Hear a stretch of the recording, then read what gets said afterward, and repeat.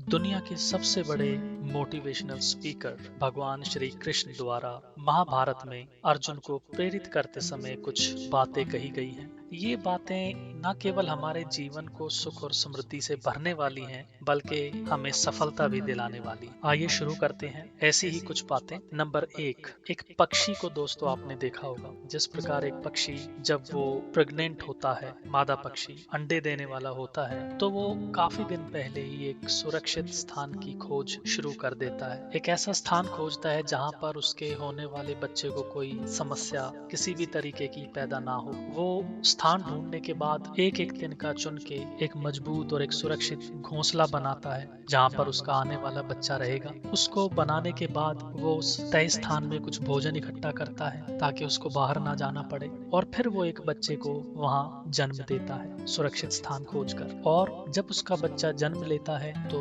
उसकी बहुत ज्यादा देखभाल वो पक्षी करता है, बाकी सारी चीजें छोड़कर। उसके खाने की व्यवस्था, उसकी सुरक्षा की व्यवस्था, उसको उड़ना और खाना सिखाना, ये सब कार्य वो करता है। अपने साथ दाना चुगने या शिकार करने लेकर जाता है जब तक कि वो अपने पैरों पर खड़ा नहीं हो जाता। लेकिन जैसे ही वो पक्षी बड़ा हो जाता है और आत्मनिर्भर हो जाता है, फिर वो जो माता और जो पिता पक्षी होते हैं वो फिर उसका ध्यान नहीं रखते, फिर वो उसको स्वतंत्र छोड़ देते हैं। भगवान कहते हैं कि ठीक इसी प्रकार एक मनुष्य का भी आचरण होना चाहिए। उन्हें चाहिए कि वो अपने बच्चों को खूब प्यार करें, खूब केयर करें, खूब उनको ध्यान से रखें, सुरक्षा दें, संस्कार दें, शिक्षा दें, ज्ञान दें, उनको काबिल बनाएं। लेकिन जब वो एक समय के बाद काबिल बन जाएं, वयस्क हो जाएं, तो फिर उनकी चिंता करना छोड़ देना चाहिए। जो आपने शिक्षा उन्हें दी है, जो आपने संस्कार उन्हें दिए हैं, उन्हीं के दम पर वो अपनी बाकी की जिंदगी जीने के लिए तैयार हो जाते हैं। फिर आप ज्यादा कुछ कर भी नहीं पाएंगे, ऐसा भगवान ने कहा है। नंबर 2, चींटियों के आप व्यवहार को देखिए। एक छोटी सी चींटी जिसका छोटा ही जीवन लेकिन महत्वपूर्ण होता है, वो अपना घर बनाने के लिए लगातार निरंतर प्रयास करती रहती है, जैसे कि उसको इस घर में सदैव रहना है। हालांकि उसका जीवन छोटा होता है और वो अपने पूरे जीवन काल में सिर्फ एक यही कार्य कर पाती है कि वो एक घर बनाती है, जो बाकी जीवों के लिए एक साधारण और छोटी सी घटना हो सकती है, लेकिन उसके लिए वो पूरा जीवन का कार्य होता है। और जब वो चींटी मर जाती है तो वो घर बाद में भी काफी समय तक रहता है। दोस्तों, भगवान कहते हैं कि मनुष्य को भी सफलता के लिए इसी प्रकार लगातार और निरंतर प्रयासरत रहना चाहिए। सफलता कभी भी तुरंत नहीं मिलती है, हमें अपना जीवन खपाना पड़ता है, त्यागना पड़ता है और संयम के साथ लगातार प्रयास करते रहना पड़ता है। तो ये जो लगन और जो निरंतरता है, ये हम चींटी से सीख सकते हैं। दोस्तों, अगला कथन है भगवान का, वो जल का उदाहरण देते हैं। आपने महसूस किया होगा कि कभी कभी हमारे मन में ऐसा ख्याल आता है कि हम पैदा हुए हैं, हम कार्य करते हैं और फिर बूढ़े होकर मर जाते हैं, और ऐसे ही हमारे बच्चे भी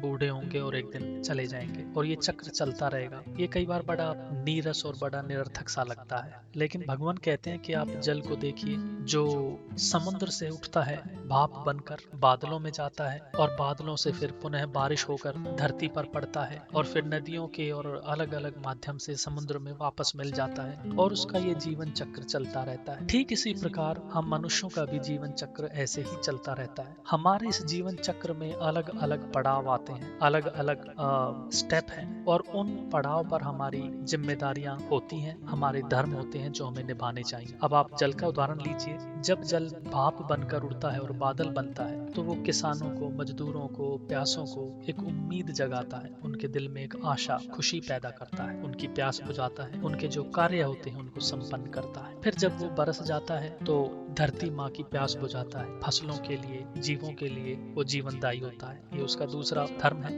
उसके बाद में जब वो नदियों के, नालों के माध्यम से समुद्र के में जा रहा होता है, तो भी जो नदी की वनस्पति हैं, जो पेड़ पौधे हैं, जो जीव हैं, उनकी प्यास बुझाता है, उनको जीवन देता है, उनको ऑक्सीजन देता है, और फिर अंततः समुद्र में जाकर पुनः अपने जीवन को समाप्त करता है और फिर बादल बनकर उठता है। तो हर पड़ाव में उसकी जिम्मेदारियां और उसके धर्म हैं। ठीक इसी प्रकार हमारी भी जिम्मेदारियां जीवन के हर पड़ाव में, जब हम बच्चे होते हैं, पढ़ना, कुछ करना हमारा धर्म होता है। सीखना। जब हम बड़े होते हैं तो हम अपने लिए कुछ करते हैं, अपने आप को काबिल बनाते हैं, फिर हम अपने परिवार के लिए करते हैं, फिर अपने रिश्तेदारों दोस्तों के लिए और अपने वृद्ध माता पिता के लिए करते हैं। तो ये सब हमारे जीवन चक्र के अलग अलग धर्म हैं और ये सोचकर हमें मन में निराशा और बोरियत नहीं आने देनी चाहिए और हमें अपने कार्यों को पूरा करते रहना चाहिए। दोस्तों, अगला महत्वपूर्ण कथन है प्रभु का कि हमारे जो संबंध हैं, जो रिश्ते हैं, वो जीवन में बड़े महत्वपूर्ण हैं। वो रिश्ते और हमारे नाते ही हमें आनंद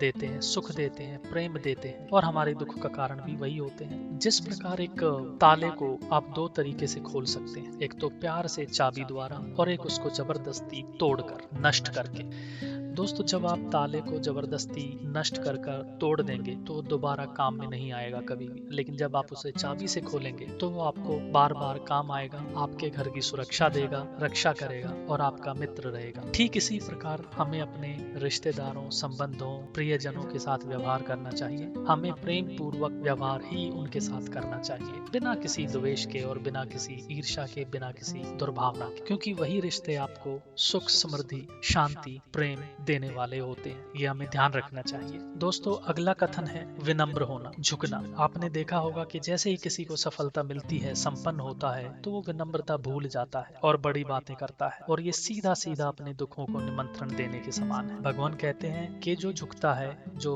विनम्र होता है, वही सब कुछ हासिल करता है और सुख और शांति से जीना अपने जीवन को जीता है। हम सीखते हैं, हमें झुकना पड़ता है। अगर कोई प्यासा है, उसे पानी पीना है तो उसे झुककर पानी पीना पड़ता है। ज्ञान अर्जित करने के लिए भी आपको झुकना पड़ता है, सीखना पड़ता है, रिसेप्टिव होना पड़ता है और बचपन में चलने के लिए भी हमें झुककर ही चलना सीखना पड़ता है, अपने घुटनों के बल। तो जब भी हम तरक्की करते हैं, हम ऊंचाइयां छूते हैं, तो विनम्रता और झुकना प्रेम पूर्वक बड़ा ही जरूरी बताया है। अगर आप आकाश की ऊंचाइयां छूना चाहते हैं तो आप विनम्र बनिए, आप झुकना सीखिए। अगला कथन है प्रभु का कि उद्गम स्थल का शुभ होना। दोस्तों, आपने देखा होगा कि जो गंगा नदी का जल है या जितनी भी हमारी पवित्र नदियां हैं, उनका जल मैला होता है, दूषित होता है। लेकिन क्या कारण है कि फिर भी लोग बोलते हैं कि शुद्ध है, गंगा का जल सबसे शुद्ध है, उत्तम है? इसके पीछे कारण है कि गंगा के जल का जो उद्गम स्थल है, जहाँ से वो शुरू होता है, वो बड़ा ही शुभ और पवित्र है। उसमें किसी प्रकार का कोई मैल और कोई